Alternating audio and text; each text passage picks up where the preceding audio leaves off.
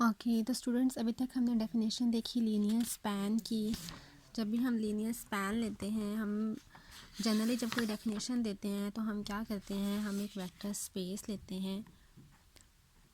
Generally जब भी हम कोई डेफिनेशन देते हैं तो हम एक वेक्टर स्पेस लेते हैं और साथ में हम क्या लेते हैं, हम कहते हैं इस वेक्टर जनरली किसी वेक्टर स्पेस का कोई सबसेट लेते हैं u1 u2 so on um। फिर हम चेक करते हैं कि इस सबसेट का लीनियर स्पैन क्या होगा। मतलब हम कहते हैं स्पैन ऑफ दिस सबसेट, इस सबसेट का स्पैन क्या होगा। हमने इसकी डेफिनेशन में देखा कि जब भी किसी भी वेक्टर स्पेस का कोई भी सबसेट उठा लें, उसके लीनियर स्पैन से मुराद वही स्पैन ऑफ दिस वन कहलाता है लीनियर स्पैन, और इससे मुराद क्या है, इसके ऑल पॉसिबल लीनियर कॉम्बिनेशंस का जो सेट बनेगा वो इसका स्पैन ऑफ दिस सेट होता है और वो कहलाता है linear span of this set. तो अभी हम एग्ज़ाम्पल ले रहे हैं। एग्ज़ाम्पल में हम क्या करेंगे, हम एग्ज़ाम्पल जब भी लेते हैं तो हम जनरल बात नहीं करते, हम कोई स्पेसिफिक एग्ज़ाम्पल लेते हैं। जब डेफिनेशन दी जाती है तब तो हम एक जनरली वेक्टर स्पेस वी ले रहे हैं, हम वी से डिनोट कर रहे हैं उसको जनरली कि ये कोई वेक्टर स्पेस है जिसमें से हम कुछ एलिमेंट्स उठा रहे हैं जो इसके वेक्टर्स हैं। लेकिन जब हम इसकी एग्ज़ाम्पल लेते हैं तो हम उसको स्पेसिफाई कर देते हैं कि हम सपोज़ कर लेते हैं कि हम वेक्टर स्पेस में से एक एग्ज़ाम्पल उठा रहे हैं। हमें पता है कि आर क्यूब वेक्टर स्पेस की एग्ज़ाम्पल है, तो मैं यहाँ से आर क्यूब उठा लेती हूँ और मैं क्या करती हूँ, मैं आर क्यूब में से एक वेक्टर उठाती हूँ, कोई एक वेक्टर। सपोज़ मैं उठा लेती हूँ 1 2 3 या कोई भी एक वेक्टर उठाती हूँ आर क्यूब से। यहाँ पे वो यही एग्ज़ाम्पल ले रहा है। इस केस में क्या कहता है कि यहाँ हम वेक्टर एग्ज़ाम्पल लेते हैं आर क्यूब की। Consider the vector space R cube. हमने आर क्यूब की एग्ज़ाम्पल ली, यहाँ से हम एक सेट उठाते हैं। वो कहता है let you be any non zero vector in R cube. हमने आर क्यूब में से, आर क्यूब हमें पता है कि स्पेस होती है, ये ऑलरेडी एक लेक्चर में डिस्कस हो चुका है कि आर क्यूब जो है वो स्पेस को रिप्रेजेंट कर रहा होता है। ये 3 डायमेंशनल होता है और तीनों डायमेंशंस मिल के एक स्पेस क्रिएट करती हैं। स्पेस का हर पॉइंट उसमें शामिल है।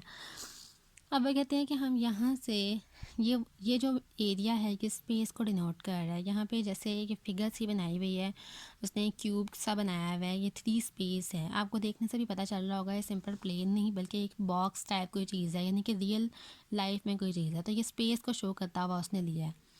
तो इसमें वो क्या कहता है, हमने फ़िलहाल क्या किया है, हमने इसमें पहले जब उसने ए के लिए वो ये वाली फिगर दे रहा है तो वह कहता है let you be any non zero vector in R cube.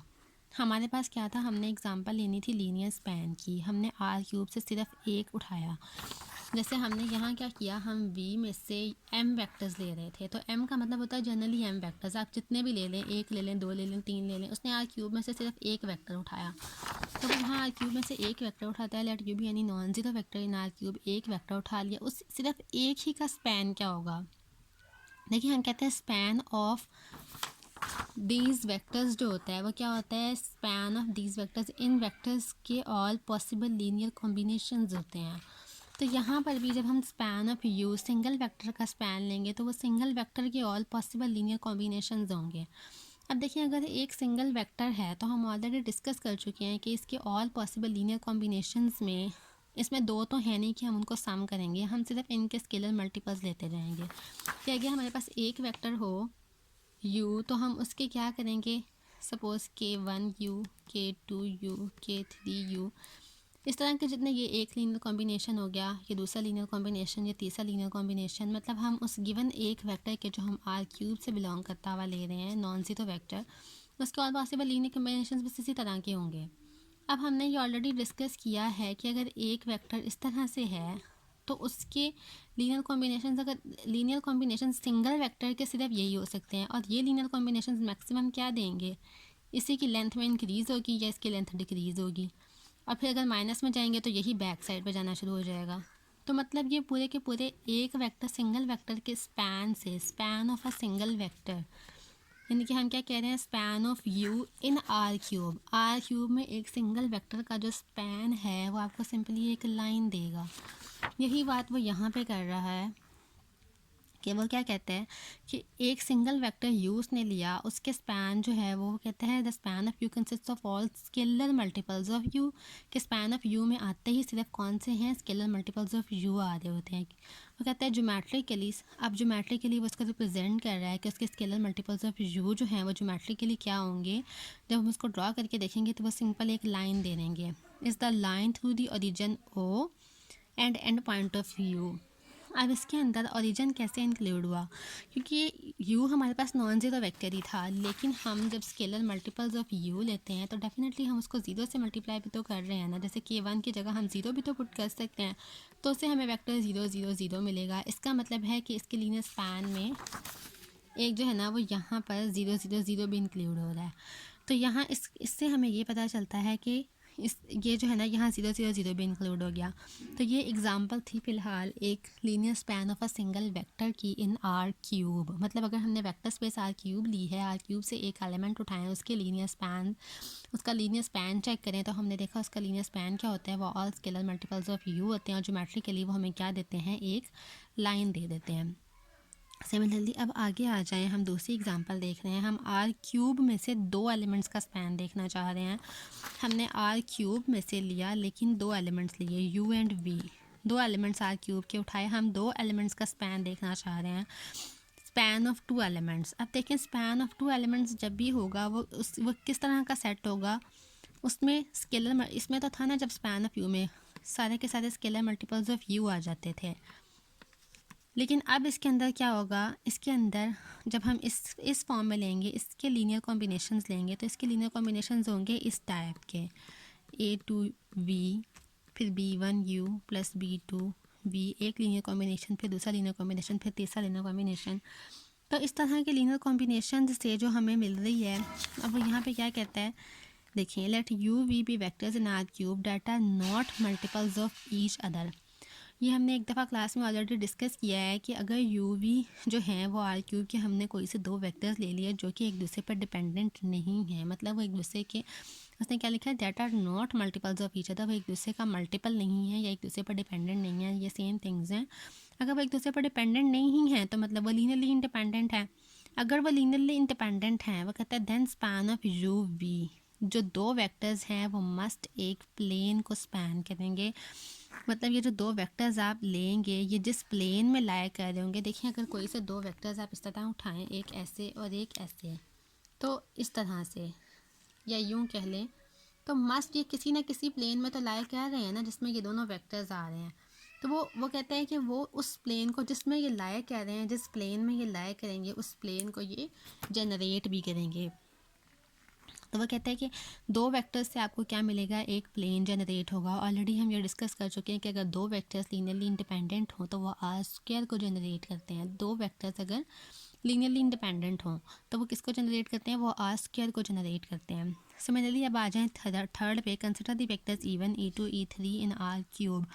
अब ये तीनों वेक्टर्स हमें ऑलरेडी पता है कि ये तीनों वेक्टर्स लीनियरली इंडिपेंडेंट वेक्टर्स हैं और तीनों लाए भी किस में करते हैं, आर क्यूब में। अगर तीनों लीनियरली इंडिपेंडेंट हैं तो डेफिनेटली वो पूरी स्पेस आर क्यूब को स्पैन करते हैं, यानी कि ये पूरी स्पेस आर क्यूब के लिए स्पैनिंग सेट भी हैं। तो वो कहते हैं डेट एवरी वेक्टर, या इसका दूसरा मतलब ये भी होता है that every vector in R cube is a linear combination of these vectors that is they form a spanning set of R cube.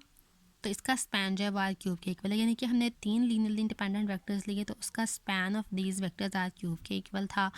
हमने दो लीनियरली इंडिपेंडेंट वेक्टर्स लिए तो उनका जो स्पैन था वो प्लेन के इक्वल था।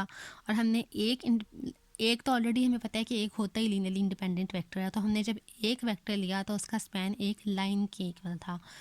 तो ये एग्जांपल थी लीनियर स्पैन की, कि कोई से गिवन सेट ऑफ वेक्टर्स जो है उनका लीनियर स्पैन चेक करना हो। लेकिन ये है कि अभी जो हमने एग्जांपल ली है वो हमने एग्जांपल सिर्फ क्या लिया है, हमने तीनों में लीनियरली इंडिपेंडेंट वेक्टर्स कंसिडर किए। हमने पहला सेट लिया एक एलिमेंट पर मुश्तमिल, वो होता ही लीनियरली इंडिपेंडेंट है। हमने दूसरा सेट लिया, उसको हमने सपोज कर लिया कि हमने वो सेट कंसिडर किया है जो कि क्या है, लीनियरली, जिसमें यू और वी दोनों लीनियरली इंडिपेंडेंट हैं। और थर्ड भी हमने e1 e2 e3 मतलब उसकी यूजुअल बेसिस ली है और वो भी हमें पता है कि वो होती ही लीनियरली इंडिपेंडेंट है। तो अभी हमने तीनों केसेस लिए लीनियरली इंडिपेंडेंट के। तो आप खुद से कोशिश करें कि आप कोई से दो वेक्टर्स आर क्यूब में से उठाएं और लेके देखें कि क्या वो दो वेक्टर्स जो हैं वो लीनियरली डिपेंडेंट वेक्टर्स उठा के देखें। तो फिर चेक करें कि क्या उनका स्पैन प्लेन होगा, क्योंकि इस केस में तो हमने ये देखा कि अगर कोई से दो वेक्टर्स जो लीनियरली इंडिपेंडेंट भी हों, आप आर क्यूब में से उठा रहे हैं, वो एक प्लेन को जनरेट कर रहे हैं। लेकिन आप इसी तरह कोई से दो डिपेंडेंट वेक्टर्स लेके देखेंगे क्या उनका जो स्पैन है वो एक प्लेन के इक्वल होगा। Span of two dependent vectors plane देगा या नहीं देगा। एक तो ये हो गई बात। दूसरा क्या है, हमने अभी तक जो डिस्कस किया, हमने सिंपली ये डिस्कस किया कि जो स्पैन है, स्पैन ऑफ सम वेक्टर्स, हमने एक सेट ले लिया कोई भी, स्पैन ऑफ सम वेक्टर्स, इसमें हम कोई से भी वेक्टर्स ले लेते हैं, कोई एक स्पेस लेते हैं, सपोज आर क्यूब ले लें, उसके वेक्टर्स ले लिए और हम चेक करते हैं इसका स्पैन जो है वो किस सेट के इक्वल है। वो सेट निकाल लिया। पहले के केस में एक वेक्टर के केस में लाइन मिली, दूसरे वेक्टर के केस में, दो वेक्टर्स के केस में प्लेन मिला, तीन के केस में पूरी की पूरी स्पेस मिल गई। अब जो है, अब ये देखना है, वो कहता है कि जो स्पैन ऑफ दीज वेक्टर्स होता है वो मस्ट एक सब स्पेस होता है। हमने अभी पढ़ा भी है, वो कहता है कि वो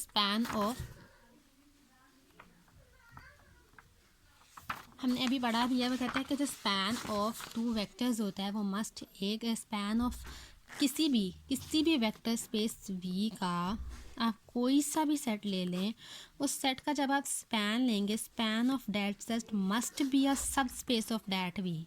ये हमारे पास एक थ्योरम भी है, हम अभी ये थ्योरम देखते हैं।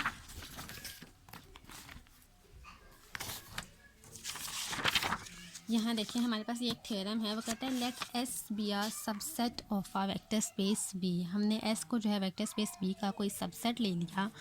वो कहता है इस सेट एस कोई भी एनी सबसेट उठा लें, उसका जो स्पैन होगा, then span of S is a subspace of V. यानी स्पैन ऑफ एस में जो भी सेट मिलेगा, जो से भी वेक्टर्स मिलेंगे जो एस के लीनियर कॉम्बिनेशन से मिले हुए होंगे, यानी कि अगर हमने कहा कि हम आर क्यूब में, हमने एग्जांपल आर क्यूब की ली, हमने कहा आर क्यूब में हम एक लाइन, हमने सबसे पहले एक एलिमेंट उठाया, उसका स्पैन लेके देखा सिंगल एलिमेंट का, तो हमें पता चला कि वो एक लाइन के इक्वल है। मतलब उसमें सारे एलिमेंट्स वो आते हैं जो एक लाइन को कवर कर रहे हैं। स्पैन ऑफ यू में जितने भी एलिमेंट्स आते हैं वो हमें ज्योमेट्रिकली एक लाइन देते हैं।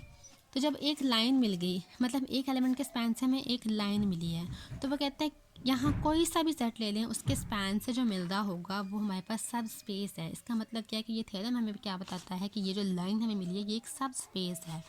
तो अब देखना, हमने ये है थ्योरम से हमें पता चल गया कि ये एक सब स्पेस है। हम खुद से वेरीफाई करना चाह रहे हैं कि क्या ये वाकई सब स्पेस है। तो हमें पता है कि सब स्पेस की तीन कंडीशंस क्या हैं, कि एक तो उसमें ज़ीरो वेक्टर बिलोंग करता हो। हमने देखा था कि इसके स्पैन से हमें जो लाइन मिलती है वो ओरिजिन से पास करती है। अगर वो ओरिजिन से पास करती है तो मतलब 0 0 0 वेक्टर जो है वो इस लाइन से, या इसको अगर मैं स्पैन को वी का नाम दे रही हूँ तो वो इस वी से बिलोंग कर जाता है, इसके स्पैन से बिलोंग कर जाता है। उसके बाद क्योंकि स्पैन जो है वो एक लाइन है तो वो उसके स्पैन से बिलोंग कर जाता है। दूसरा मैं क्या कहती हूँ, मैं एनी टू वेक्टर्स उठा लूँ, उनका जो सम आए वो भी यहीं से आए, तो ये भी होल्ड होता है। मैं एनी टू वेक्टर्स उठा लूँ, 2 4 1 2, सपोज़ मैं, अगर ये 1 2 है, ये 2 4 है, मैं कोई से दो वेक्टर्स उठा लूँ, उनका जो अगेन सम आएगा वो भी इसी लाइन से बिलोंग करेगा। ये आप करके देख सकते हैं। कोई सा एक वेक्टर ले लें, 1 2 3 ले लें, फिर उसके लीनियर स्केलर मल्टीपल्स लेते जाएं, जो भी पॉइंट्स आ रहे हैं वो क्या होंगे, क्योंकि इसमें इस लाइन में आने वाले सारे पॉइंट्स, अगर एक 1 2 3 है तो दूसरा इसका स्केलर मल्टीपल है। सपोज 2 4 एंड 6 है, जो 2 से मल्टीप्लाई करके मिला है, यानी कि इसका स्केलर मल्टीपल है जो भी इसमें आ रहा है। तो जो भी स्केलर मल्टीपल्स होंगे, अब आप इनको ऐड भी करके देख लें तो भी वो आपको इसी लाइन पे, अगर ये ऐड करके क्या मिलेगा, 3 4 2 4 एंड 2 6 एंड 9। अब अगर आप ये देखें तो इसको 3 से मल्टीप्लाई करें तो यही मिल जाता है, यानी कि इसके लीनियर स्पैन में ये भी आ रहा है, तो इसी लाइन पे लाया कर रहा है। तो यहाँ से आपको क्या पता चल रहा है कि आप ऐड करें तब भी यही मिलता है, फिर स्केलर मल्टीपल लें तब भी यही मिलता है, और यही तीन कंडीशन हैं सब स्पेसेस की। तो ये एक सब स्पेस है। सिमिलरली इधर आ जाएं। अब अभी हमने क्या देखा था कि अभी इसी आर क्यूब की एग्जांपल को ले लें। वो कहता है कि स्पैन ऑफ दो वेक्टर्स, कोई से दो वेक्टर्स उठाएं, उनका स्पैन हमने क्या चेक किया, अगर ये वेक्टर्स लीनियरली इंडिपेंडेंट हैं तो इनका जो स्पैन है वो प्लेन के इक्वल होगा। अब जो प्लेन के इक्वल है तो हम प्लेन देखना चाह रहे हैं कि अगर ये प्लेन के इक्वल है तो हमने ये देखना है कि क्या ये प्लेन सब स्पेस है। अब अगेन अगर ये प्लेन है तो हमें पता है कि हमें ओरिजिन से पास करता हुआ प्लेन मिलता है, मतलब 0 0 0 तो उसके अंदर आ ही रहा है। और जब भी कोई प्लेन हो उसमें कोई से दो वेक्टर्स हों तो उन दो वेक्टर्स का सम भी मस्ट प्लेन में ही होता है, उनका स्केलर मल्टीपल भी प्लेन में ही होता है, तो हमें पता चल गया कि ये भी एक सब स्पेस है। उसके बाद आर क्यूब इट्सल्फ एक वेक्टर स्पेस है। हमें पता है कि span of u1 u2 u3 कोई से 3 वेक्टर्स आप आर क्यूब से उठाएं, हमें पता है कि इनका स्पैन इक्वल आर क्यूब के है अगर ये लीनियरली इंडिपेंडेंट है। तो इस केस में आर क्यूब तो इट्सल्फ है ही वेक्टर स्पेस है, तो मतलब सब स्पेस भी है।